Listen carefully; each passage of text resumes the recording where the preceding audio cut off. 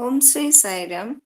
ഭഗവാന്റെ പാതാരവിന്ദങ്ങളിൽ സാഷ്ടാംഗം നമസ്കരിച്ചുകൊണ്ട് എല്ലാവർക്കും അന്തഃശൗചയജ്ഞത്തിന്റെ 183 ഭാഗത്തിലേക്ക് സ്വാഗതം.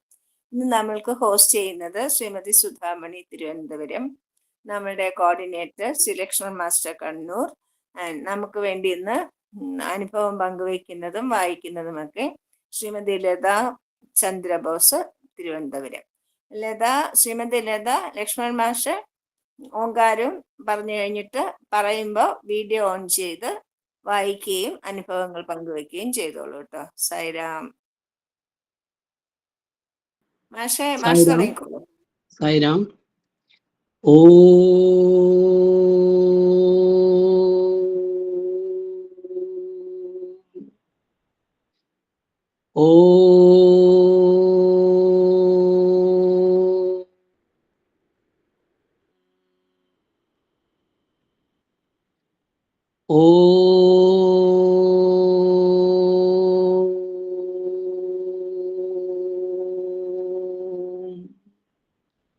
ഓം സായീശ്വരായ വിദ്മഹേ സത്യദേവായ ധീമഹി തന്നഃ സർവഃ പ്രചോദയാത്.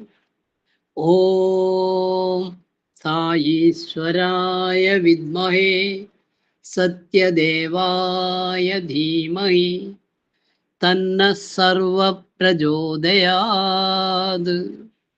ഓം സായീശ്വരായ വിദ്മഹേ സത്യദേവായ ധീമഹി തന്നഃ സർവഃ പ്രചോദയാത്. ഓം ശാന്തി ശാന്തി ശാന്തി. എല്ലാവർക്കും അന്തർശൗച യജ്ഞത്തിലേക്ക് സ്നേഹപൂർവം സായിരാം. ഇന്ന് നമ്മുടെ പാരായണം ചെയ്യുന്നതും അനുഭവം പറയുന്നതും ഭജന പാടുന്നതും ലതാ ചന്ദ്രബോസാണ്. അവർ വീഡിയോ ഓൺ ചെയ്ത് പാരായണം തുടങ്ങാൻ ഞാൻ ആവശ്യപ്പെടുക. സായിരാം. സായിരാം. നിങ്ങളിപ്പുറം പിക്ചർ ഇപ്പുറം തിരിഞ്ഞുപോയിന്. പിക്ചർ നേരെ വരട്ടെ. കറക്റ്റ്.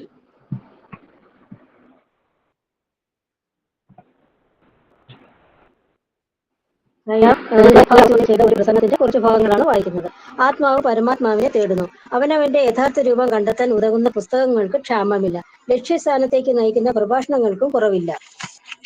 എന്റെ ദിവ്യത്വത്തിന്റെ അനുഭൂതികൾക്കായി നിങ്ങൾ തിരക്ക് കൂട്ടുന്നു. അതുകൊണ്ട് നിങ്ങളുടെ വിശ്വാസം വർദ്ധിപ്പിക്കാമെന്ന് നിങ്ങൾ കരുതുന്നു. സമുദ്രജലത്തിന്റെ സ്വാദറിയാൻ ഒരു തുള്ളി നാക്കിൽ വെച്ചാൽ മതി. വെള്ളം മുഴുവൻ കുടിച്ചു പറ്റിക്കേണ്ടതില്ല. നിങ്ങളുടെ അസ്ഥിരതയും അഹന്തയും അഹംഭാവവും കൊണ്ടാണ് നിങ്ങൾ ഒരു പ്രാവശ്യം അനുഭവിച്ച വസ്തുതയെ നിരാകരിക്കുകയും സംശയിക്കുകയും ചെയ്യുന്നത്.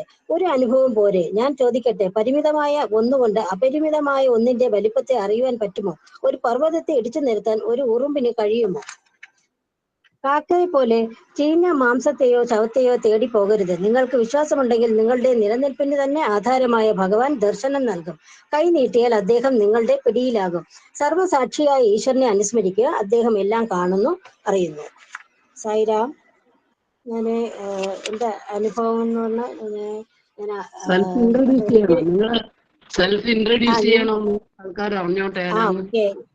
സായിരാം. ഞാൻ എൻ്റെ പേര് ലതാ ചന്ദ്രബോസ്, തിരുവനന്തപുരം പട്ടം സമിതിയിലാണ് ഞാൻ പോകുന്നത്. പിന്നെ എനിക്ക് എൻ്റെ അനുഭവം ഞാൻ പറയാം. എനിക്ക് 2-3 വയസ്സുള്ളപ്പോഴ് ഞങ്ങളുടെ വീട്ടിൽ അച്ഛൻ്റെ ഒരു ഫ്രണ്ട് ഭഗവാന്റെ ഒരു പടം കൊടുത്തു. അപ്പം അങ്ങനെ ഞങ്ങൾക്ക് ഓർമ്മയുള്ളപ്പോഴേ ഭഗവാനെ ആണ് നമ്മൾ ഈശ്വരനായിട്ട് അറിയാവൂ.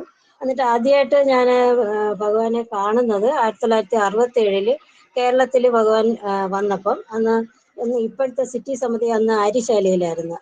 അന്ന് തിരുവനന്തപുരത്ത് ഒരേ ഒരു സമിതിയുള്ളൂ. അപ്പോൾ അവിടെ പോയിട്ടാണ് ഭഗവാനെ കണ്ടത്. അന്ന് എനിക്ക് 7 വയസ്സേ ഉള്ളൂ.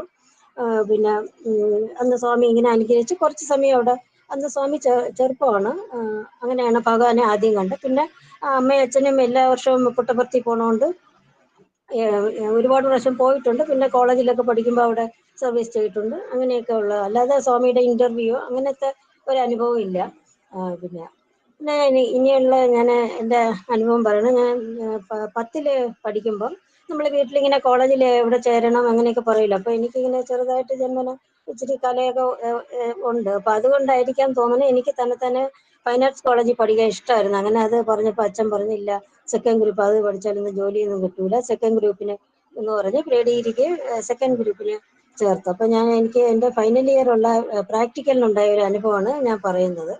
അപ്പം അങ്ങനെ ഇപ്പം ഇത് ഫൈനൽ ഇയർ പ്രാക്ടിക്കലിന് പഠിപ്പിക്കുമ്പോഴേ ടീച്ചർ ഒരു ഫിസിക്സിന്റെ പ്രാക്ടിക്കലിന് ടീച്ചർ ഒരു എക്സ്പെരിമെന്റ് അത് തടി കൊണ്ടുള്ള ഒരെണ്ണമാണ്. അപ്പൊ പഠിപ്പിക്കുമ്പോഴേ തന്നെ പറയുമായിരുന്നു, ഇത് ഒരിക്കലും എക്സാമിന് ചോദിക്കില്ല, പിന്നെ സിലബസി ഉള്ളതുകൊണ്ട് അങ്ങ് പഠിപ്പിക്കുന്നതേ ഉള്ളൂ അങ്ങനെ പറയുമായിരുന്നു. പിന്നെ അത് കഴിഞ്ഞിട്ട് പിന്നെ അത് റിവിഷൻ ചെയ്തപ്പോഴും ടീച്ചർ അത് എടുത്തിങ്ങനെ പറഞ്ഞാൽ ഇത് എക്സാമിന് ഒരിക്കലും ചോദിക്കില്ല അങ്ങനെ പറഞ്ഞായിരുന്നു. അപ്പൊ എന്തായാലും അപ്പം എക്സാമിന്റെ തലേദിവസം ഞാൻ ഇതെല്ലാം ഇങ്ങനെ വേഗം ഇങ്ങനെ നോക്കിക്കൊണ്ടിരുന്നു. ബാക്കിയുള്ളതൊക്കെ എല്ലാം നല്ലപോലെ കാണാതെയൊക്കെ പഠിച്ചു എല്ലാം ചെയ്തപ്പോൾ ഇതെത്തിയപ്പോൾ ഞാൻ വിചാരിച്ചാൽ ഇത് ചോദിക്കില്ലല്ലോ, അങ്ങനെ അത് നോക്കിയതും ഇല്ല, അതങ്ങ് സ്കിപ്പ് ചെയ്തിട്ടാണ് പിന്നെ ഹാളിൽ പോയത്. അപ്പം ഞാൻ എക്സാം ഹാളിന്റെ വെളിയിൽ നിന്നപ്പോൾ തന്നെ ഇത് അവിടെ ഈ ചോദിക്കൂല എന്ന് പറഞ്ഞത് വലുതായിട്ട് ഈ എക്സാമിനറിന്റെ ഫ്രണ്ടിൽ തന്നെ നേരെ ഇങ്ങനെ വെച്ചിരിക്കണം. അപ്പോഴേ എനിക്ക് ഭയങ്കര പേടിയായി. ഭഗവാനെ ഇത് എൻ്റെ അടുത്ത് ചോദിച്ചാൽ എനിക്ക് ഒന്നും അറിഞ്ഞൂടാ, അതിനെപ്പറ്റി എന്താണെന്നും അറിഞ്ഞൂടാ, അതിനെപ്പറ്റി എഴുതാനും അറിയില്ല, ഒന്നും അറിയില്ല. അങ്ങനെ ഞാൻ അങ്ങ് പ്രാർത്ഥന തുടങ്ങി, ഭഗവാനെ ഇത് എനിക്ക് വരല്ലേ എന്ന് പറഞ്ഞു. അപ്പൊ ഇങ്ങനെ ബോക്സിൽ ഇങ്ങനെ കുറച്ച് തുണ്ടൊക്കെ വെച്ച് ഇങ്ങനെ ഈ ഓരോ നമ്മൾ ചെയ്യേണ്ട എല്ലാത്തിൻ്റെയും തുണ്ട് എഴുതി ഇങ്ങനെ ഒരു ബോക്സിൽ വെച്ചേക്കും. അപ്പൊ നമ്മളെ നമ്പർ വിളിക്കുമ്പോൾ പോയി അത് എടുക്കണം. അപ്പൊ അതാണ് അങ്ങനെയാണ് നമ്മളത് എടുക്കുക. അപ്പൊ ഓരോരുത്തർക്കും ഓരോന്ന് കിട്ടും. അപ്പൊ നമുക്കത് ഏത് കിട്ടുന്നു അതിന്റെ അടുത്ത് പോയി അത് ചെയ്യണം, അങ്ങനെയാണ്. അങ്ങനെ അപ്പം ഈ തുണ്ടെടുക്കുമ്പോഴും ഞാൻ പ്രാർത്ഥിക്കുന്നു, ഭഗവാനെ എനിക്ക് ഇത് വരല്ലേ. അവസാനം ഞാൻ എടുത്തപ്പോൾ എനിക്ക് തന്നെ അത് വന്നു. അങ്ങനെ ഞാൻ എന്നിട്ട് പിന്നെ നമുക്ക് ഒരു പേപ്പർ തരും. അപ്പൊ അതിനെപ്പറ്റി നമ്മളിങ്ങനെ എഴുതണം. എന്നിട്ട് റെക്കോർഡിന്റെ മാർക്കും ഈ എഴുതുന്നതും പിന്നെ അത് പോയി ചെയ്യണം. അങ്ങനെയാണ് പ്രാക്ടിക്കലിന്റെ മാർക്കും ടോട്ടലായിട്ട് കിട്ടുന്നത്. അപ്പൊ എഴുതാനായിട്ട് പേപ്പർ ഇങ്ങനെ കയ്യിലെടുത്ത് ഡെസ്കിന്റെ അവിടെ ഇങ്ങനെ നിന്നപ്പോൾ എനിക്ക് ഒന്നും അറിഞ്ഞൂടാ. ഞാനിങ്ങനെ അപ്പൊ അതുവരെ പഠിച്ചതും എല്ലാം അങ്ങ് തലേ ബ്ലാങ്ക് ആയി, എനിക്കൊന്നും അറിയാൻ വയ്യ. അങ്ങനെ ഞാൻ വിഷമിച്ചിങ്ങനെ അപ്പോഴാണ് ഞാൻ ഈ എക്സാമിനെ ശ്രദ്ധിക്കണം. ഞാൻ ഇങ്ങനെ നോക്കുമ്പോൾ എനിക്ക് എൻ്റെ അടുത്തിരിക്കുന്ന കുട്ടിയുടെ സൈഡിൽ കൂടെ ഇങ്ങനെ കാണാം. അപ്പൊ ഞാൻ നോക്കിയപ്പോൾ നല്ല കറുത്ത ഒരു ആളാണ് അവിടെ, സാർ അവിടെ ഇങ്ങനെ ഇരിക്കുന്നത്. അപ്പൊ ഞാനിങ്ങനെ നോക്കിയപ്പോൾ സാറും എന്നെ ഇങ്ങനെ ഇങ്ങോട്ടിങ്ങനെ നോക്കിയപ്പോൾ ഞാൻ പെട്ടെന്ന് വല്ലാതായി. പെട്ടെന്ന് ഇങ്ങനെ കൈ ഇങ്ങനെ ഈ ഇതിൽ പിടിച്ചോണ്ട് ഇങ്ങനെ ഇരിക്കുകയാണ്. അപ്പൊ പേന ഇങ്ങനെ കയ്യിൽ വെച്ചിട്ട് എനിക്ക് ഒന്നും അറിഞ്ഞൂടെ, ഇങ്ങനെ നിൽക്കുന്ന അത്രയും മാത്രം എനിക്കറിയാം. ഞാൻ നോക്കുമ്പോൾ ഇങ്ങനെ എഴുതിക്കൊണ്ട് പോണു നല്ല വടിവത്ത അക്ഷരത്തിൽ ഇങ്ങനെ ഞാനങ്ങ് എഴുതുന്നു, ഇംഗ്ലീഷിൽ അങ്ങ് എഴുതുകയാണ്. അപ്പൊ ഞാനിങ്ങനെ എനിക്കിത് എന്തോന്ന്, അന്ന് എനിക്ക് 15 വയസ്സുള്ളത്. അന്നൊക്കെ നമ്മളെ നേരത്തെ, പ്രത്യേകിച്ച് ഞാൻ മൂത്ത കുട്ടി ആയതുകൊണ്ട് എന്നെ വീട്ടിൽ നേരത്തെയാണ് ചേർത്തത്. അപ്പൊ എനിക്കന്ന് 15 വയസ്സേ ഉള്ളൂ. എനിക്ക് ഇത് എന്തുകൊണ്ട് സംഭവിക്കണമെന്നും ഒരു ലോകപരിചയം ഒന്നുമില്ല. അപ്പൊ ഞാനിങ്ങനെ എഴുതിക്കൊണ്ട് പോവുകയാണ്. നല്ല എന്നിട്ട് ഒരു പേജ് എഴുതി അടുത്ത പേജിലും അങ്ങ് എഴുതി, കുറെ അങ്ങ് എഴുതിയിട്ട് പിന്നെ അങ്ങ് നിന്ന്. അപ്പം അപ്പൊ പെട്ടെന്ന് എനിക്ക് ഒരു ഇക്വേഷൻ ഓർമ്മ വന്നു. ഞാൻ എൻ്റെ വകയായിട്ട് അതും കൂടെ എഴുതിയിട്ട് അങ്ങ് നിർത്തി. അപ്പൊ ഇത് എന്താണ് സംഭവിച്ചതെന്ന് എനിക്ക് അറിഞ്ഞൂടാ. അപ്പൊ എഴുതി കഴിഞ്ഞിട്ട് ഞാനിങ്ങനെ നോക്കുകയാണ്. അത് വായിച്ചു നോക്കിയപ്പോ എനിക്കൊന്നും ഒന്നും മനസ്സിലാവണില്ല. എന്നിട്ട് പിന്നെ ഞാനിങ്ങനെ പേടിച്ചിങ്ങനെ ഇരിക്കണം. ഈ സാറ് വരുമ്പോ ഇനിയിപ്പോ എന്തോന്നാണ് സംഭവിച്ചത് ഒന്നും അറിയാൻ വയ്യ. അപ്പോഴ് സാറിങ്ങനെ ഓരോരുത്തരെയും നോക്കി മാർക്ക് ഇട്ടിട്ട് ഇങ്ങനെ വരികയാണ്. അപ്പൊ എൻ്റെ അടുത്ത് വന്നപ്പോൾ ഞാനിങ്ങനെ വിഷമിച്ച് സാറിന്റെ മുഖത്തോട്ട് ഇങ്ങനെ നോക്കിയപ്പോഴത്തേക്ക് സാറ് പെട്ടെന്ന് ഇതിങ്ങനെ ഈ കയ്യിലെടുത്തിട്ട് ഭയങ്കര അങ്ങ് മുഖം അങ്ങ് ഭയങ്കര പ്ലസന്റ് ആയിട്ട് അങ്ങ് ഇങ്ങനെ കുറച്ചങ്ങ് ഇങ്ങനെ എക്സലന്റ് എന്തോന്നൊക്കെ ഒരുപാട് അങ്ങ് ഇങ്ങനെ പുകഴ്ത്തി അങ്ങനെ അങ്ങ് പറഞ്ഞപ്പോ എനിക്ക് പെട്ടെന്ന് ഭയങ്കര സന്തോഷം. പക്ഷെ അടുത്ത നിമിഷം തന്നെ ഇനി അത് ചെയ്യണമല്ലോ, ചെയ്യാനായിട്ട് അപ്പൊ ഇതിന് അങ്ങനെ സാർ ആ പേപ്പറിൽ അങ്ങ് സൈൻ ചെയ്തിട്ട് പിന്നെ അവര് കയ്യിലിരിക്കുന്ന പേപ്പറിൽ മാർക്ക് ഇടുമായിരിക്കും, അങ്ങനെയാണ് തോന്നുന്നത്. എന്തായാലും കൂടെ അത് കഴിഞ്ഞ് ഇതങ്ങ് എടുത്തോണ്ട് പോകും, നമ്മൾ എഴുതിയതങ്ങ് എടുത്തോണ്ട് പോകും. പിന്നെ നമ്മൾ പിന്നെ ഞാൻ അവിടെ പോയി നിന്നിട്ട് എനിക്ക് ഒന്നും അറിയാൻ വയ്യ. ആ എക്സാം തീരുന്നത് വരെ അവിടെ അങ്ങനെ തന്നെ നിന്നു. അപ്പൊ ഞാനിത് സത്യം പറഞ്ഞ വീട്ടിൽ വന്ന് എൻ്റെ സഹോദരി അടുത്ത് ആരടുത്തും പറഞ്ഞില്ല, അച്ഛൻ്റെ അടുത്ത് ഒന്നും പറഞ്ഞില്ല. ഇങ്ങനെ ഒരു അനുഭവം എനിക്ക് ഞാൻ തന്നെത്താനെ കൈ കൊണ്ട് ഒന്നും എനിക്ക് അറിഞ്ഞൂടാത്തത് എൻ്റെ കൈ പിടിച്ച് ആരോ ഇങ്ങനെ എഴുതിയെന്ന് പറഞ്ഞാൽ ആരെയും വിശ്വസിക്കുമോ? അപ്പം പക്ഷെ അന്ന് തൊട്ട് ഞാൻ വിചാരിച്ചു ഞാൻ ഡിഗ്രി വരെ ഞാൻ തോറ്റിട്ടൊന്നുമില്ല. പക്ഷെ ഞാൻ അങ്ങ് തോക്കും തന്നെ അങ്ങ് ഉറപ്പിച്ച്. അങ്ങനെ ഞാൻ എന്നും പ്രാർത്ഥനയാണ്, ഭഗവാനെ തോക്കരുതേ എന്ന് പറഞ്ഞു. അവസാനം റിസൾട്ട് വന്നപ്പോൾ ഞാൻ പാസ്സായി. പക്ഷെ ക്ലാസ് ഒന്നുമില്ല. അത് മാർക്ക് ലിസ്റ്റ് കിട്ടിയപ്പോൾ ഞാൻ ആദ്യം ഫിസിക്സിന്റെ മാർക്കാണ് നോക്കുന്നത്. നോക്കിയപ്പോ 54. അപ്പൊ 54 മാർക്ക് കിട്ടിയപ്പോ എനിക്ക് അന്ന് കുറച്ച് ഇങ്ങനെ ഒരു നിരാശയായിരുന്നു. പിന്നെ ഇത് അതും കൂടെ പഠിച്ചിരുന്നെങ്കിൽ എനിക്ക് കുറച്ചുകൂടെ മാർക്ക് കിട്ടുമായിരുന്നു, അറ്റ്ലീസ്റ്റ് സെക്കൻഡ് ക്ലാസ് എങ്കിലും കിട്ടൂലായിരുന്നു എന്നൊക്കെ പറഞ്ഞ് അങ്ങനെ കുറച്ചാളൊരു വിഷമമൊക്കെ ഉണ്ടായിരുന്നു. അപ്പൊ അങ്ങനെ അത് കഴിഞ്ഞിട്ട് പക്ഷെ പിന്നെ ഈ ആധ്യാത്മിക ഇതില് നമ്മള് ഈ രാവിലത്തെ ജ്യോതി മെഡിറ്റേഷൻ കഴിഞ്ഞിട്ട് പിന്നെ ഈ കാഞ്ചന ടീച്ചർ പിന്നെ ഈ ഒരു എന്തോ പഠിപ്പിച്ചപ്പോ ടീച്ചർ ഇങ്ങനെ ഈ 54ന്റെ കാര്യം ഇങ്ങനെ പറഞ്ഞു. അപ്പൊ 54 എന്നുള്ള നമ്പർ ഈ ആധ്യാത്മിക ഇതിൽ ഒരു ഇമ്പോർട്ടന്റ് നമ്പർ ആണെന്നും അങ്ങനെയൊക്കെ അത് പറഞ്ഞു. പിന്നെ നമ്മൾ ഷിർഡി സച്ചരിതത്തിൽ കണ്ടിട്ടില്ലേ, സ്വാമി ആർക്കോ ദക്ഷിണ കൊടുത്ത് ആദ്യം 5 രൂപ പിന്നെ 4 രൂപ എന്ന് പറഞ്ഞ് അങ്ങനെ പറയുന്നുണ്ടല്ലോ. പിന്നെ അത് കഴിഞ്ഞിട്ട് ഇപ്രാവശ്യത്തെ ഈ പൊങ്കാലയ്ക്ക് മുമ്പ്, അപ്പൊ ഞാൻ കൊറോണയ്ക്ക് മുമ്പ് അവിടെ ആറ്റുകാലില് ഐശ്വര്യ പൂജ ചെയ്തിട്ടുണ്ട്. ഇപ്രാവശ്യത്തെ ഈ പൊങ്കാലയ്ക്ക് മുമ്പേ ഉള്ള പൗർണമിക്കാണ് ഐശ്വര്യ പൂജ. ഈ വിളക്ക് പൂജ എന്ന് പറഞ്ഞ് നമ്മൾ ഓർഗനൈസേഷൻ ഇങ്ങനെ ചെയ്യുമല്ലോ അത്. അപ്പം എൻ്റെ ഒരു ബന്ധു എൻ്റെ അടുത്ത് പറഞ്ഞു, ആന്റി വരും അത്. അപ്പം ഞാനും വിചാരിച്ച ഈ കൊറോണയ്ക്ക് അല്ല ഈ ഇതിന് മുമ്പേ ഉള്ള ഈ പൊങ്കാലയ്ക്ക് മുമ്പേ ഉള്ള ഐശ്വര്യ പൂജയാണല്ലോ ഞാനും ചെയ്യാന്ന് പറഞ്ഞു. അപ്പൊ അന്ന് ഞാൻ 2 പ്രാവശ്യം അതിന് മുമ്പ് കൊറോണയ്ക്ക് മുമ്പേ ചെയ്തിട്ടുള്ള. അപ്പൊ അന്ന് അവിടെ നിന്ന് ഇത് ചെയ്യണതിന്റെ ഈ അർച്ചനയുടെ എല്ലാത്തിന്റെ ഒരു ബുക്കുണ്ട്. അപ്പൊ അന്ന് ഞാൻ അത് അവിടെ നിന്ന് ക്ഷേത്രത്തിൽ നിന്ന് വാങ്ങിയിരുന്നു ആ ബുക്ക്. അപ്പം അതും കൂടെ ഞാൻ കയ്യിലെടുത്തിരുന്നു. അപ്പൊ അന്നൊന്നും ഞാൻ ഇതൊന്നും കണ്ടിട്ടില്ല. അപ്പൊ എന്നിട്ട് അവിടെ ചെന്ന് അപ്പൊ നമ്മളവിടെ 50 രൂപ അടയ്ക്കുമ്പോൾ നമുക്ക് എല്ലാം അവിടെ നിന്ന് തരും, ഒന്നും കൊണ്ടുപോകണ്ട, എല്ലാം അവിടെ നിന്ന് തന്നെ തരുന്നത്. അപ്പൊ നമ്മളിങ്ങനെ ആ വിളക്കിൽ കുങ്കുമം കൊണ്ട് ആദ്യം പൂ കൊണ്ട് അർച്ചന ചെയ്യും, പിന്നെ കുങ്കുമം കൊണ്ട് അർച്ചന. അപ്പൊ എന്നിട്ട് അത് ഓരോന്നും ഇവര് പറയുമ്പോ ഞാനിത് ബുക്ക് നോക്കിയാണ് ഇങ്ങനെ പറയുന്നത്. അത് കഴിഞ്ഞ് അർച്ചനയുടെ വന്നപ്പോ പൂ കൊണ്ടുള്ള അർച്ചന നോക്കിയപ്പോ 54. ഇപ്പൊ നമ്മൾ ദുർഗയെ നമ ദേവിയെ നമ എന്നൊക്കെ ഇങ്ങനെ പറഞ്ഞാണല്ലോ പൂ ഇങ്ങനെ ഇടുന്നത്. അപ്പൊ ഞാൻ നോക്കുമ്പോ 54 മന്ത്രങ്ങളാണ്. അത് കഴിഞ്ഞ് കുങ്കുമത്തിന്റെ നോക്കി അതും വീണ്ടും 54. അപ്പൊ എനിക്ക് ഭയങ്കര അതിശയം തോന്നി. ഇപ്പൊ ഇത് 1 മാസം മുമ്പേ ഇങ്ങനെ നമ്മൾ അറിഞ്ഞല്ലേ ഇങ്ങനെ അപ്പൊ എന്റെ തീയതിയും. അപ്പൊ ഞാൻ വിചാരിച്ചു ഇതിലിങ്ങനെ പറയാൻ പോണോണ്ടാണോ ഈ 54 ഇങ്ങനെ, ഞാൻ അതുവരെയും കണ്ടിട്ടില്ല അത്. അപ്പൊ അങ്ങനെ അത് കഴിഞ്ഞു. പക്ഷെ അന്നൊന്നും എനിക്കൊന്നും അറിഞ്ഞൂടാ. അവസാനം പിന്നെ എന്നെ കല്യാണം കഴിഞ്ഞ് ഞാൻ കുവൈറ്റിലായിരുന്നു, ചെറുപ്പം എല്ലാം അവിടെ ആയിരുന്നു. അപ്പൊ അവിടെ വെച്ച് എനിക്ക് വലിയ വലിയ അനുഭവം സ്വാമി ഈ ലോകത്ത് നടന്ന് അങ്ങനെ ഒരുപാട്. ഞാൻ ഷിർഡി ബാബയിൽ തന്നെ ആദ്യമായിട്ട് ഷിർഡി സച്ചരിതം വായിച്ചപ്പോ സ്വാമി എന്നെ എനിക്ക് പ്രത്യക്ഷപ്പെട്ട് ഞാൻ അങ്ങനെ കണ്ടിട്ടുണ്ട്. അങ്ങനെ അതൊക്കെ എല്ലാം ഞാനൊരു ഇതിൽ പറഞ്ഞു. ഇതിലാകെ 20 മിനിറ്റ് ഉള്ളൂ. അപ്പൊ അതൊന്നും പറയാനായിട്ട് സമയമില്ല, അതുകൊണ്ടാണ് ഞാൻ പറയാത്തത്. അപ്പൊ അന്ന് ഞാനിങ്ങനെ ഇത് ഓരോന്നും എഴുതി വെച്ച് ഓരോന്നും നെറ്റിൽ നോക്കിയ കറക്റ്റ് ഡേറ്റും അങ്ങനെയൊക്കെ നോക്കിയൊക്കെ ആ സമയത്താണ് തോന്നുന്നത് എനിക്ക് പെട്ടെന്ന് ഓർമ്മ വന്നത്. ശരിക്കും അന്ന് ആ എക്സാമിനർ ശരിക്കും അത് ഭഗവാൻ തന്നെയാണ് വന്നത്. അതിന് എനിക്ക് ഒരു സംശയമില്ല, 100%. എന്തുകൊണ്ടെന്ന് വെച്ചാൽ സ്വാമിക്ക് ഇപ്പൊ ഇത് കേൾക്കുമ്പോൾ ഭഗവാന്റെ ഡ്യൂട്ടിയൊക്കെ ചിലപ്പോൾ തോന്നും, യൂണിവേഴ്സിറ്റി എക്സാമിനറായിട്ട് ഭഗവാൻ വരണം. പക്ഷെ സ്വാമിക്ക് സാധിക്കാത്തതായിട്ട് ഒന്നുമില്ല. ചിലപ്പോൾ ആ എക്സാമിനർ അങ്ങ് ശരിക്കും ഒറിജിനലായിട്ട് വരേണ്ട ആള് ചിലപ്പോൾ ആബ്സെന്റ് ആയിരുന്നു കാണാം, അതിന് പകരം വന്നത്. എന്ന് വെച്ചാൽ ഞാൻ അതങ്ങനെ ചിന്തിക്കാൻ കാര്യം എന്താണെന്ന് വെച്ചാൽ ഒരിക്കലും ഒരു എക്സാമിനർ ഒരു സ്റ്റുഡന്റിന്റെ ഇത് നോക്കിയിട്ട് ഇങ്ങനെ ഒന്നും അഭിപ്രായം പറയില്ല. അവര് നോക്കും, മാർക്കിടും, അങ്ങ് എടുത്തോണ്ട് പോയുള്ളൂ. ഇതങ്ങ് ഭയങ്കര ഇതായിട്ട് അങ്ങ് ഭയങ്കര സന്തോഷം. അതിന് ഞാൻ മാത്രമേ കേട്ടുള്ളൂ എന്നുള്ളത് അത് സ്വാമിക്ക് അറിയാവൂ. എന്തായാലും കൊള്ളാം. അത് അന്ന് അത് വന്നത് ശരിക്കും ഭഗവാൻ തന്നെയാണ്. അപ്പൊ അതാണ് എൻ്റെ ഒരു അനുഭവം. പിന്നെ അത് കഴിഞ്ഞിട്ട് പിന്നെ ഇങ്ങനെ ലോകത്ത് നടക്കുന്ന ഒരുപാട് ഈ ഇടയ്ക്ക് അവസാനം നടന്ന എൻ്റെ ഒരു അനുഭവം ഞാനത് പറയാം. ഇങ്ങനെ ലോകത്ത് നടക്കുന്ന പല കാര്യങ്ങളും സ്വാമി എൻ്റെ അടുത്ത് ഇങ്ങനെ കാണിച്ചു. ഞാൻ അതിങ്ങനെ പല ഗ്രൂപ്പിൽ ഇതൊക്കെ പറയുകയും ചെയ്ത്. അപ്പൊ ഈ ഇടയ്ക്ക് അപ്പൊ ഇങ്ങനെ ഇതിനകത്ത് ഈ നെറ്റിൽ നിന്ന് എനിക്ക് കിട്ടിയതാണ് ഇങ്ങനെ മെസ്സേജ് നോക്കുന്ന സ്വഭാവം ഉണ്ട് എനിക്കതെങ്ങനെ ഇഷ്ടമാണ്. സ്വാമിയുടെ മെസ്സേജ് ആസ്ക് ടു സ്വാമി എന്ന് പറഞ്ഞ ഒരെണ്ണമുണ്ട്. പിന്നെ ചിലതൊക്കെ ചില സമയം. പിന്നെ വേറൊരെണ്ണം എനിക്ക് ഷിർഡി ബാബയുടെ ഒരു സൈറ്റിൽ നിന്ന് കിട്ടിയതാണെന്ന് തോന്നണം. ഷിർഡി ബാബയുടെ പടമാണ് അതിൽ കൊടുത്തിരിക്കുന്നതും. അതിനകത്ത് നമ്മൾ ഇങ്ങനെ 1 തൊട്ട് 720 വരെയുള്ള നമ്പർ ഏതെങ്കിലും, ഇപ്പൊ 450 550 അങ്ങനെയൊക്കെ ഏതെങ്കിലും ഒരു നമ്പർ നമ്മൾ എഴുതിയിട്ട് ഗോ എന്ന് പറയുമ്പോൾ അതിൽ ഇംഗ്ലീഷിലാണ് മെസ്സേജ് വരുന്നത്. പക്ഷെ ഞാൻ ഈ മലയാളം മീഡിയം പഠിച്ചുകൊണ്ട് എനിക്കത് മലയാളത്തിൽ വായിക്കാൻ ഇഷ്ടമായതുകൊണ്ട് ഞാനത് മലയാളത്തിലാക്കി വെച്ചിട്ടുണ്ട്. അപ്പൊ ഞാനിങ്ങനെ ചില സമയം നമുക്ക് എന്തെങ്കിലും ഒരു മനസ്സിന് ഒരു ഇത് സ്വാമിയുടെ ഒരു ക്വസ്റ്റ്യൻ ചോദിക്കുമ്പോൾ കറക്റ്റ് ആൻസർ തരും. അപ്പൊ എനിക്ക് ഭയങ്കര അതിശയം തോന്നിട്ട്, എന്ത് കറക്റ്റ് സ്വാമി അത് ആൻസർ തരണം. ഞാനത് പലർക്കും അയച്ചു കൊടുത്ത് പലരും അത് ഇത് കൊള്ളാം എന്നിങ്ങനെ പറഞ്ഞിട്ടുമുണ്ട്. അങ്ങനെ അപ്പം എന്നിട്ട് പിന്നെ ഞാൻ ചില ദിവസം ഇതുപോലെ രാത്രി കിടക്കുന്നതിന് മുമ്പ് ഇന്ന് എന്തോന്നാണ് മെസ്സേജ് സ്വാമി. അപ്പൊ അതിനകത്ത് വരുന്ന മെസ്സേജ് ഒക്കെ ഭയങ്കര നല്ലതാണ്. അപ്പൊ നമുക്കതിങ്ങനെ വായിക്കാനായിട്ട് ഇഷ്ടമാണ്. അപ്പൊ ഞാൻ അതിനൊരു വഴി കണ്ടുപിടിച്ചിരിക്കണം. നമ്മൾ ഈ നെറ്റ് ഓൺ ചെയ്യുമ്പോൾ ഇങ്ങനെ ഈ വാട്സാപ്പിൽ ഒരു നമ്പർ കാണിക്കുമല്ലോ. അപ്പൊ ആ നമ്പർ ഇങ്ങനെ വെറുതെ ഞാൻ അങ്ങ് ചോദിക്കും. അപ്പൊ അതിൽ എന്തെങ്കിലും ഒരു മെസ്സേജ് എന്നിട്ട് അങ്ങനെ ഒരു ശീലമുണ്ട് എനിക്ക്.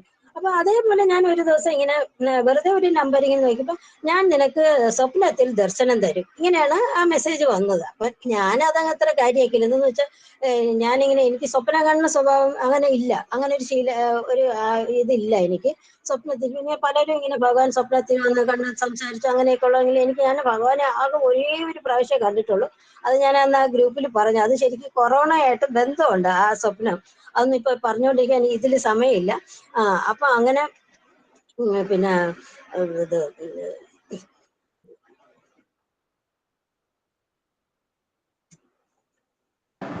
സ്വപ്നത്തിന്റെ ഒരു മിനിറ്റ്. സ്വപ്നത്തിൽ ഇങ്ങനെ കണ്ട് ഞാൻ നിനക്ക് ദർശനം തരുന്നുണ്ട്. അപ്പൊ ഞാനത് അത്ര അങ്ങനെ കാര്യമാക്കിയില്ല സ്വപ്നം. ഞാൻ അങ്ങനെ ഇതിപ്പോ ഞാൻ വെറുതെ ഒരു നമ്പർ അങ്ങ് ചോദിച്ചല്ലേ, അപ്പൊ വെറുതെ വന്നതായിരിക്കും എന്നങ്ങ് വിചാരിച്ചു. എന്നിട്ട് പിന്നെ എനിക്ക് തോന്നുന്നു ഒരാഴ്ച അങ്ങനെ എന്തോ ആയുള്ളൂ തോന്നുന്നു, കുറച്ച് ദിവസമേ ആയുള്ളൂ. പിന്നെ ഞാനിങ്ങനെ രാത്രി സ്വപ്നം കാണുകയാണ്. പിന്നെ എനിക്കങ്ങ് ഭയങ്കരമായിട്ട് ശ്വാസം മുട്ടുന്നു. അങ്ങ് ശ്വാസം മുട്ടിട്ട് ഞാൻ എവിടെയോ ഒരു ബിൽഡിങ്ങിന്റെ അങ്ങ് അകത്താണ്, റൂമിന്റെ അകത്താണ്. എന്നിട്ട് ഇപ്പൊ ഇങ്ങനെ അവിടെ ആ റൂമിന്റെ അവിടെ ഇങ്ങനെ ഈ എയർ പോകാനായിട്ട് ഇങ്ങനെ ഈ വീടുകളിലൊക്കെ ഇങ്ങനെ ഒരു ഇത് ഇടുമല്ലോ, ചെറിയൊരു വെന്റിലേഷൻ മാതിരി ഇങ്ങനെ ഒരു എയർ ഹോൾ ഇങ്ങനെ ഉണ്ടല്ലോ. അപ്പൊ അത് അവിടെയാണ് എന്റെ കണ്ണ്. അപ്പൊ എനിക്ക് അത്രയ്ക്കും അതിനകത്താണ് ഞാനങ്ങ് പെട്ടിരിക്കുന്നത്. ഭയങ്കരമായിട്ട് അങ്ങ് ശ്വാസം മുട്ടുന്നു. അപ്പൊ എനിക്ക് ഈ ശ്വാസം മുട്ട് എനിക്ക് അറിഞ്ഞൂടാ, എനിക്ക് ആസ്മയോ അങ്ങനെ ഒന്നും വന്നിട്ടില്ല. അപ്പൊ എനിക്കങ്ങ് ഭയങ്കരമായിട്ട് ഒരു വല്ലാത്തൊരു വെപ്രാളം തോന്നിയിട്ട് ഈ സ്വപ്നത്തിന്റെ അകത്ത് തന്നെ ഞാൻ വിചാരിക്കണം, അയ്യോ ഇതെന്തോന്ന് പന്ന സ്വപ്നം എന്ന് പറഞ്ഞിട്ട്. അപ്പൊ അതിന്റെ അവിടെ കൂടെ എന്റെ കണ്ണിങ്ങനെ വെളിയിൽ ദൂരെ കാണാം. നോക്കിയപ്പോ ഇങ്ങനെ വെള്ള കളറിൽ ഒരു പ്രകാശമാണ് ഞാൻ കാണുന്നത്. അതൊരു ട്യൂബ് ലൈറ്റിന്റെ പോലത്തെ കളറ്. അതിന്റെ അടുത്ത് ഇങ്ങനെ ഷിർഡി ബാബ നിൽക്കുന്നു. സ്വാമി അങ്ങോട്ട് തിരിഞ്ഞാണ് നിൽക്കണം. സ്വാമി റോബല്ല, ഇങ്ങനത്തെ വൈറ്റ് ജുബയാണ് ഇട്ടിരിക്കണം. അപ്പൊ അങ്ങനെ സ്വാമി നിൽക്കുന്നത് അങ്ങനെ. അപ്പൊ അപ്പോഴും ഞാൻ വിചാരിക്കാണ്, ഇങ്ങനെ പല സ്വപ്നം കണ്ടെങ്കിൽ എന്തായാലും ഞാൻ സ്വാമിയെ കണ്ടല്ല എന്നുള്ള. അത് കഴിഞ്ഞ് പിന്നെ ഞാൻ രാവിലെ ഉണർന്ന് എണീറ്റപ്പോഴും ഞാൻ കുറച്ചു നേരം എനിക്ക് പെട്ടെന്ന് ഓർമ്മ വന്ന് കുറെ നേരം ഇങ്ങനെ വിഷമിച്ചിരുന്നു. എന്തിങ്ങനെ അങ്ങനെ, എനിക്കിനി ശ്വാസം മുട്ട് വല്ലതും വരും, അല്ലെങ്കിൽ എന്തോ ഒരു ദുശകനം പോലെ, ഇങ്ങനെ പന്ന സ്വപ്നം കണ്ടത്. എന്നിട്ട് പിന്നെ ഞാൻ തന്നെ അങ്ങ് സമാധാനപ്പെട്ട, എന്തായാലും സ്വാമിയും കൂടെ കണ്ടല്ലോ, അപ്പൊ പിന്നെ ഞാൻ സ്വാമി കൂടെ ഉണ്ടല്ലോ എന്നൊരു അങ്ങ് സമാധാനപ്പെട്ടു. എന്നിട്ട് ഈ ജ്യോതി മെഡിറ്റേഷൻ കഴിഞ്ഞ് നമുക്ക് ക്ലാസ്സും എല്ലാം കഴിഞ്ഞാൽ അതൊരു 7, ചില ദിവസം 7:15 ആവും. അപ്പൊ അത് കഴിഞ്ഞിട്ട് അപ്പൊ ഹസ്ബൻഡ് എപ്പോഴും നടന്നിട്ട് ഒരു 6:30 ചിലപ്പോൾ 6:30, 6:45 ആകുമ്പോൾ വന്നിട്ട് പേപ്പർ വായിക്കും. അപ്പൊ പുള്ളി ചില ദിവസം ഇങ്ങനെ ന്യൂസ് വെക്കാറുണ്ട് TV-യിൽ. അന്ന് എന്തോ ന്യൂസ് വെച്ചില്ല, പുള്ളി അങ്ങ് റൂമിൽ വന്നു. അപ്പൊ ഞാന് പിന്നെയും കുറെ സമയം കഴിഞ്ഞിട്ട്, അപ്പൊ അവിടെ നാട്ടിൽ നടക്കണ ഒന്നും അറിയുന്നില്ല. ഞാൻ കുറെ സമയം കഴിഞ്ഞിട്ട് ഞാൻ ബ്രേക്ക്ഫാസ്റ്റ് എടുത്തോണ്ട് ആ ന്യൂസ് ഹെഡ്ലൈൻസ് ഒക്കെ കാണാമെന്നും പറഞ്ഞുകൊണ്ട് ചെന്ന് TV വെച്ചപ്പോഴാണ് ഇവിടെ വയനാട്ടില് ഭയങ്കര ഇപ്പോഴാ ലാസ്റ്റ് നടന്ന ലാൻഡ് സ്ലൈഡ് അപ്പൊ അതിന് മുമ്പുള്ളത് 2 വർഷം മുമ്പ് കൂട്ടിക്കലിന് ഏതോ ഒരു സ്ഥലത്ത് നടന്ന അന്നും ഇതുപോലെ എനിക്കൊരു അനുഭവം ഉണ്ടായി. ഞാനത് ഗ്രൂപ്പിൽ പറഞ്ഞായിരുന്നു. അപ്പൊ അതും കൂടെ പറഞ്ഞുകൊണ്ടിരിക്കാൻ സമയമില്ലാത്തതുകൊണ്ട് ഈ അവസാനം കണ്ടതാണ് ഞാൻ പറയുന്നത്. അപ്പൊ അപ്പോഴത്തേക്ക് ഞാൻ പെട്ടെന്ന്, അപ്പൊ അന്ന് എന്റെ അനിയത്തി നാട്ടിലുണ്ട്. ഞാൻ അവളോട് വിളിച്ചപ്പോ അവർക്ക് അവിടെ TV-ക്ക് എന്തോ പ്രശ്നം ഉള്ളതുകൊണ്ട് ഞാൻ വിളിച്ചു പറഞ്ഞു, നീ യൂട്യൂബ് വെച്ച് നോക്ക്, അതിനകത്ത് ന്യൂസിലെല്ലാം ഇത് തന്നെ കാണിക്കുന്നു, ഭയങ്കര ഇത് നടന്നു കേട്ടോ, ഭയങ്കരമായിട്ട് ഒരുപാട് പേര് മരിച്ചു എന്നൊക്കെ പറഞ്ഞു അവളുടെ അടുത്ത് പറഞ്ഞിട്ട് വീണ്ടും ചെന്ന് ആ ന്യൂസ് ഞാൻ കാണുകയാണ്. കാരണം ഞാൻ കണ്ടപ്പോ ഒരു പയ്യൻ, റിപ്പോർട്ട് ചെയ്യണ പയ്യൻ ഇങ്ങനെ ഒരു ബിൽഡിങ്ങിന്റെ മേളിൽ നിൽക്കണം. അപ്പൊ ആ പയ്യൻ പറയണം, ഇവിടെ മൊത്തം അങ്ങ് ചെളി നിറഞ്ഞ് ഇങ്ങനെ അവിടെ ഒരു ബിൽഡിങ് ഒന്നും കണ്ട, ഒരു മരവും ഒന്നുമില്ല, അവിടെ മൊത്തം അങ്ങില്ല, ഒരു ശൂന്യമായിട്ട് അങ്ങനെ. അപ്പൊ എന്നിട്ട് ഈ പയ്യൻ ആ ഒരു ബിൽഡിങ്ങിന്റെ മേളിൽ നിന്നിട്ട് പറയും, ഇതിന്റെ അടിയിലോട്ട് എല്ലാം അങ്ങ് ബിൽഡിങ്ങുകളാണ്, അവിടെ അങ്ങ് കംപ്ലീറ്റ് അങ്ങ് ഒഴുകി അങ്ങ് പോയ മാതിരി. അപ്പൊ ഇവൻ നിൽക്കുന്ന ഇതിന്റെ ഞാൻ നോക്കിയപ്പോ ഇങ്ങനെ ഒരു ഈ ഓടാന്നോ എന്തോ അറിഞ്ഞൂടാ, അവിടെ എല്ലാം ചെളിയാണ്. അപ്പൊ അതിന്റെ ഇടയ്ക്ക് ആ ബിൽഡിങ്ങിന്റെ ഇങ്ങനെ അവിടെ ഇങ്ങനെ ചെറിയൊരു വിടവ് പോലെ. അപ്പൊ ഇല്ല, ഞാൻ സ്വപ്നത്തിൽ കണ്ടതുപോലെയാണ് എനിക്ക് അപ്പോഴും തോന്നിയത്. പെട്ടെന്ന് എനിക്ക് ഓർമ്മ വന്നു, അയ്യോ ഭഗവാനെ, അപ്പൊ ഇതിന്റെ അടിയിലൊക്കെ അത്രയും ബിൽഡിങ്ങിൽ ആണെന്ന് പറഞ്ഞപ്പോ എനിക്ക് പെട്ടെന്ന് ഓർമ്മ വന്നു, അയ്യോ ഭഗവാനെ, ഇതിനകത്ത് കുറെ പേര് പെട്ടല്ലേ. എല്ലാരും അന്ന് രാത്രി അവിടെ നടന്ന സമയത്താണ് ഞാൻ ഈ സ്വപ്നം കാണുന്നത്. അപ്പം അയ്യോ ഭഗവാനെ, അതിനകത്ത് പെട്ടവർക്കെല്ലാം ഈ ശ്വാസം മുട്ട് വരുമല്ലോ എന്ന് എനിക്ക് പെട്ടെന്ന് അങ്ങ് തോന്നി. എനിക്കൊരു വല്ലാത്ത ഒരു ഫീലിംഗ് ആയിരുന്നു അപ്പോഴും പിന്നെ ഞാൻ വിചാരിച്ചു എല്ലാരെയും അറിയാതെ ഒരു വീട്ടിലുള്ള എല്ലാവരും അങ്ങ് ഒരുമിച്ച് പോകണമെങ്കിൽ അതല്ലേ നല്ലത്. അപ്പൊ എനിക്ക് ഭയങ്കര അങ്ങ് വിഷമവും സങ്കടവും എന്നൊക്കെ ഞാൻ പ്രാർത്ഥിക്കുകയൊക്കെ ചെയ്ത് അവരെല്ലാരും മരിക്കാൻ അങ്ങനെ ആരെങ്കിലും അതിനകത്ത് ഉണർന്നിരിക്കുന്ന അവർ ആ ശ്വാസം മുട്ട് അനുഭവിക്കണം, ആ ഒരു നിമിഷം അനുഭവിച്ചത് എനിക്ക് പിന്നെ കുറെ ദിവസത്തേക്ക് എനിക്ക് അതിന്റെ ഒരു വിമ്പിഷ്ടം ഉണ്ടായിരുന്നു, അത് കാണുമ്പോഴും എല്ലാം. അപ്പം അങ്ങനെ അപ്പോഴെനിക്കത് മനസ്സിലായി. അപ്പൊ സ്വാമി ഇങ്ങനെ പറയാറില്ലേ, ഷിർഡി ബാബ ശിവനാണ്, സ്വാമി ശിവനും ശക്തിയാണ്. അപ്പം ഷിർഡി ബാബ സച്ചരിത്തിൽ സ്വാമി ഇങ്ങനെ ഇങ്ങനെ സ്വാമി ഇങ്ങനെ ദേഷ്യപ്പെടും അങ്ങനെ ഇങ്ങനെയൊക്കെ. അപ്പൊ ഞാൻ അല്ലാതെ സ്വാമി ഇങ്ങനെ പ്രത്യക്ഷപ്പെട്ട് കണ്ടപ്പോഴും ഒക്കെ സ്വാമി അങ്ങ് പുഞ്ചിരിക്കണം എപ്പോഴും. പലപ്പോഴും ഞാനിങ്ങനെ സ്വാമിയെ ഇങ്ങനെ നേരിട്ട് അങ്ങനെ പ്രത്യക്ഷപ്പെട്ടും കണ്ടിട്ടുണ്ട്. അപ്പൊ അങ്ങനത്തെ ഒരുപാട് അനുഭവം ഉണ്ട്. അപ്പൊ ഇങ്ങനെ ഇതുള്ള അനുഭവമൊക്കെ ആണെങ്കിലും ഞാൻ ഈശ്വരനെ ശരിക്കും പറഞ്ഞ ഭഗവാനെ ഞാൻ ഒരു അമ്മയുടെ സ്ഥാനത്താണ്. അങ്ങനെ അമ്മ എന്നുള്ള ആ ഒരു ഭക്തിയാണ് എനിക്ക് ഭഗവാന്റെ. ചിലരിങ്ങനെ ഫ്രണ്ടിനെ പോലെ അങ്ങനെയൊക്കെ പറയുമല്ലോ, നമ്മൾ ജ്യോതി മെഡിറ്റേഷൻ തന്നെ അങ്ങനെ പറയില്ല. അപ്പൊ എന്ന് വെച്ചാൽ പലരും എൻ്റെ അടുത്ത് ഇങ്ങനെ ചോദിച്ചിട്ടുണ്ട്, ഇങ്ങനെ ഞാൻ വരലക്ഷ്മി പൂജ ഇങ്ങനെ പൂജയൊക്കെ ചെയ്യാൻ എനിക്ക് ഇഷ്ടമാണ്. അപ്പൊ ഇങ്ങനെ എൻ്റെ അടുത്ത് പലരും ചോദിക്കും, അയ്യോ ഇതൊക്കെ ചെയ്യണം, അതിൽ എന്തെങ്കിലുമൊക്കെ മിസ്റ്റേക്ക് ഉണ്ടെങ്കിൽ അത് ദോഷമല്ലേ അങ്ങനെ ചോദിക്കും. അപ്പൊ എനിക്ക് അതിന് ഒരു പേടിയില്ല. അപ്പൊ ഞാൻ ശരിക്കും നമ്മളിപ്പോ നമ്മുടെ കുട്ടികൾ എന്തെങ്കിലുമൊക്കെ ഒരു ഇത് ചെയ്യുമ്പോൾ നമ്മളത് കൗതുകത്തോടെ അല്ലേ നോയിക്കൊണ്ടിരിക്കുള്ളൂ, അല്ല നമുക്ക് അതിനൊരു ദേഷ്യം വരൂലല്ലോ. അപ്പൊ അതേപോലെയാണ് നമ്മൾ അമ്മയെന്നുള്ള ആ ഒരു ഫീലിംഗ് സ്വാമി പറയില്ലേ, ഭാവത്തിനാണ് ഇതെന്നുള്ള. അപ്പൊ അങ്ങനെ അതുകൊണ്ട് ഞാൻ പിന്നെ സ്വാമി ശിവനാണ്, ഇങ്ങനെ ഷിർഡി ബാബ ഇങ്ങനെ എന്നൊക്കെ പറഞ്ഞാല് ഞാൻ ഭഗവാനെ ഇങ്ങനെ ആ ഒരു അമ്മ എന്നുള്ള ഭാവത്തിലാണ് ഞാൻ സ്വാമിയെ പ്രാർത്ഥിക്കുന്നത്. ഇത്രയും പറഞ്ഞുകൊണ്ട് ഞാൻ എനിക്ക് അനുവദിച്ചിരിക്കുന്ന സമയം തീർന്നെന്നാണ് എനിക്ക് തോന്നുന്നത്. പിന്നെ ഞാൻ ഇതിൽ എനിക്ക് ശോഭ ലക്ഷ്മൺ വഴിയാണ് ഈ ഗ്രൂപ്പിൽ എനിക്ക് ജോയിൻ ചെയ്യാൻ പറ്റിയത്. പിന്നെ ശോഭയ്ക്കും പിന്നെ വത്സല ചേച്ചിക്കും നന്ദി പറയണം ഇങ്ങനെ ഒരു അവസരം തന്നതിന്.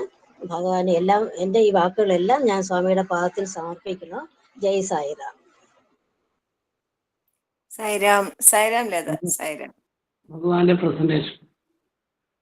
സായിരാം.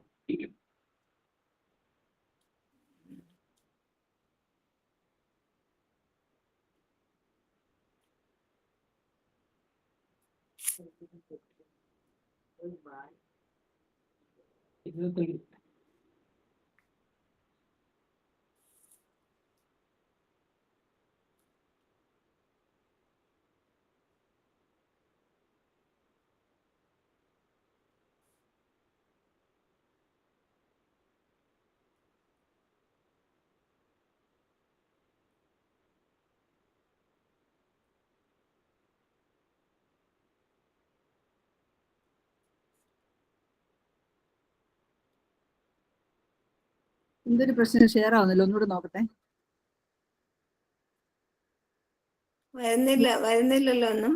അതെന്തോ അത് കനോട്ട് ഷെയർ എന്ന് പറഞ്ഞു, ഞാൻ ഒന്നുകൂടെ നോക്കിട്ടെ.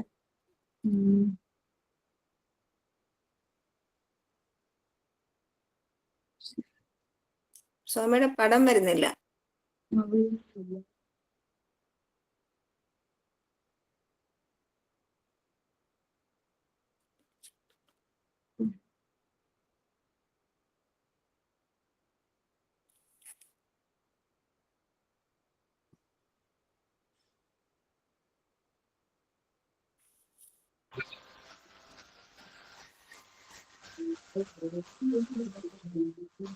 നമോ നമോ നടരാജ നമോ ഹര.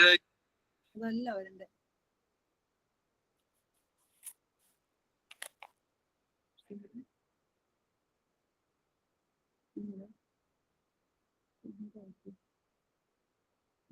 പറ്റുന്നില്ല അല്ലേ? ഒരു മിനിറ്റ് ഒന്നും നോക്കട്ടെ.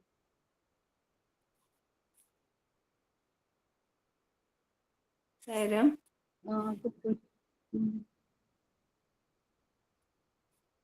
പിന്നെ ലത പാടിക്കോട്ടെ അല്ലെ ഭജന? അത് കഴിഞ്ഞിട്ട് വെക്കാന്ന്. സായിരാം ലത ഭജന പാടിക്കോളൂ. സായിറാം. ഓംകാരരൂപിണി ജനനി മാ, ഓംകാരരൂപിണി ജനനി മാ, മംഗളകാരിണി ജനനി മാ, മംഗളകാരിണി ജനനി മാ, ഓംകാരരൂപിണി ഗാനവിലോലിനി ജനനീ മാ ഗാനവിലോലിനി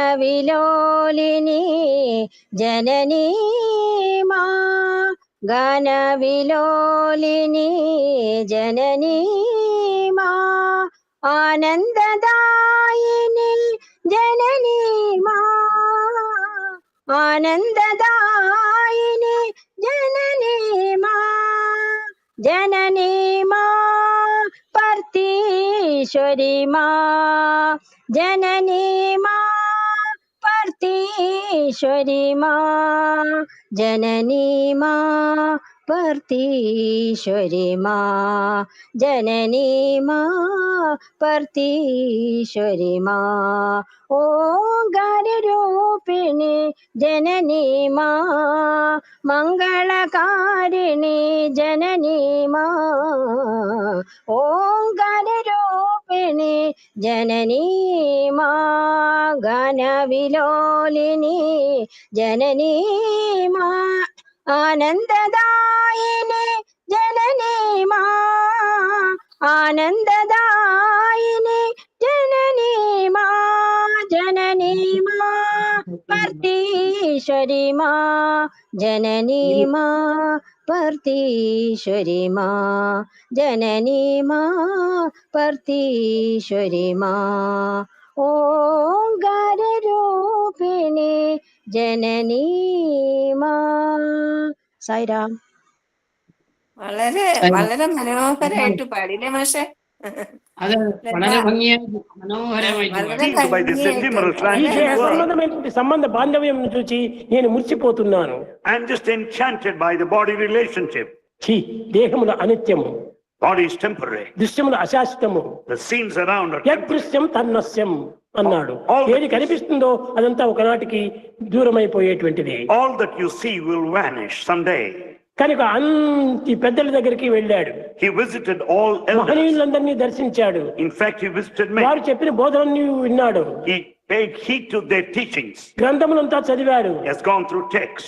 ఏమీ అతనికి తృప్తి కలగలేదు. He was not satisfied. అప్పుడు ఆ గ్రంథములు పారవేశాడు. He brushed aside all the ఈ books. పెద్దలు చెప్పినటువంటి విషయాలంతా దూరం చేసుకున్నాడు. All the teachings he has forgotten. నా కంటికి కనిపించేటువంటి ఐదే, What I see or find. అదే శబ్దము, స్పర్శ, రూప, రస, గంధం. ఈ పంచభూతములు పరమాత్ముడు ప్రసాదించినటువంటివి. The five senses and the five elements are God's gifts. ఈ పంచభూతములను నేను పవిత్రం కాల్చుకుంటే ఇదే నాకు నిర్వాణము అన్నాడు. If I experience the five elements in the five senses in a sacred way, ఆ that's పంచభూతములను liberation. మనం పవిత్రం చేసుకోకుండా ఏదేదో మనం అనేక రకమైనటువంటి ప్రయత్నాలు, సాధనలు జరుపుతున్నారు. Without treating them in a sacred way, ఈ we follow సాధనలన్నీ different ఇప్పుడు ways. వ్యర్థములే. All these spiritual practices will be in ఈ vain. ఆలోచనలన్నీ వ్యర్థములే. All these thoughts are నీ useless. బుద్ధి శక్తికి కుదిరినంత వరకు నీవు చూసుకుంటున్నావు. You just go by your నీ intelligence. బుద్ధికి అతీతమైనటువంటిది ఈ యొక్క శబ్దం This Atma, the spirit, transcends the అని human intellect. దాన్ని పూర్తి విసర్జించాడు. So he has given up all the practices. దృష్టి చక్కనిగా పెట్టుకోవాలి. He has corrected his vision. నీవు శ్రవణం మంచిదిగా తీసుకోవాలి. You should have good listening. నీవు ఆలోచన మంచిదిగా You పెట్టుకోవాలి. should entertain good thoughts. నీ మాటలు మంచివిగా పలకాలి. You should speak well.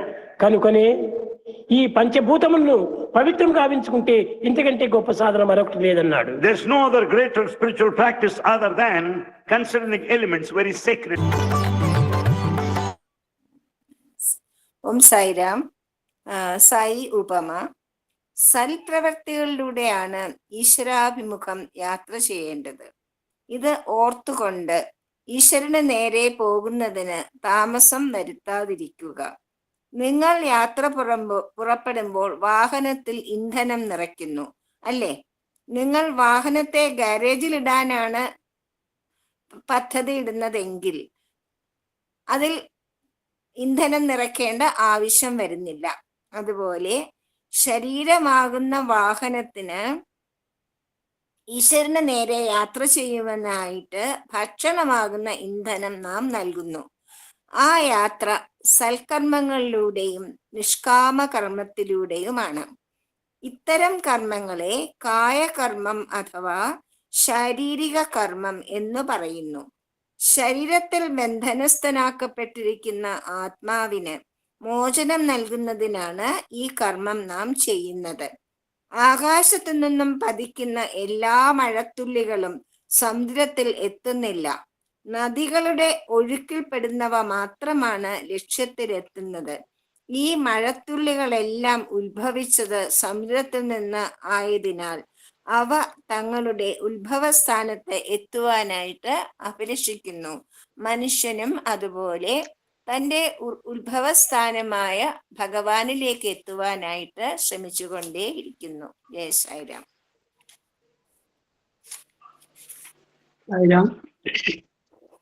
സമസ്തലോകാ സുഖിനോ ഭവന്തു. സമസ്തലോകാ സുഖിനോ ഭവന്തു. സമസ്തലോകാ സുഖിനോ ഭവന്തു. ഓം ശാന്തി ശാന്തി ശാന്തി. എല്ലാവർക്കും സ്നേഹം നിറഞ്ഞ സായം. സായിരാം. സായിറാം.